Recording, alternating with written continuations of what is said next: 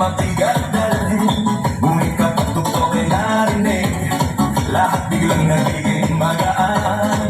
Mga paa kung saan gumagalaw, kamay sabay na itinataas. Habang tumatagal ang sayawan, lalong gumagaan ang pakiramdam. Bakit sumba? Ito ang sagot. Galaw ng katawan, Saya ang hamon, pawis ay tumutulo, ngunit ngiti ay tuloy-tuloy.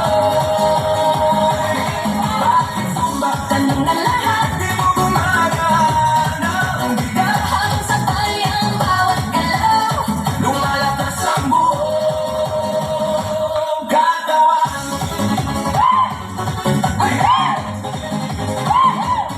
Kapag sama-sama ang grupo, mas nagiging masigla ang galaw.